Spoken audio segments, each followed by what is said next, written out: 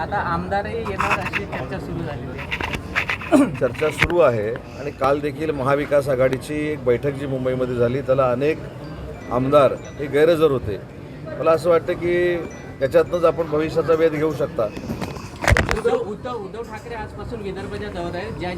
जे खासदार सुटून गेले त्यांच्याच मतदारसंघात उद्धव ठाकरे आजपासून दौरा करतात. मी माननीय एकनाथ शिंदे साहेबांचं पहिलं विधानसभेतलं भाषण मी तुम्हाला आठवण करून देतो की साहेबांनी असं सांगितलं होतं की उठावामध्ये जे आमदार 40 आमदार आणि 10 अपक्ष आमदार जे आहेत याच्यामध्ये वाढ होईल आणि 200पेक्षा जास्त आमदार महायुतीचे हे महाराष्ट्रामध्ये निवडून येतील. आमचे 60 आमदार निवडून आले.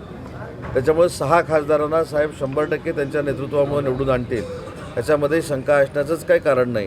त्याच्यामुळं कोणी किती फिरलं, खरं तर अगोदर फिरलं गेलं असतं तर याच्यातनं चांगला आउटपुट मिळाला असता. पण आता सगळंच गेल्यानंतर फिरून काय मिळणार आहे. त्याच्यामुळं मला असं वाटतं की महाविकास आघाडी ही पूर्ण खिळखिळी झालेली आहे. कोणालाही कोणाचा समन्वय राहिलेला नाही. आपल्यातलं कोण मोठं आहे त्याच्यामध्ये चढाओढ लागलेली आहे आणि याचा परिणाम विदर्भाच्या संघटनेवर युबीटीच्या होणार नाही. इथं शिवसेना भविष्यामध्ये जी वाढेल ती माननीय एकनाथ शिंदे साहेबांच्या नेतृत्वाखाली काम करणारी शिवसेना.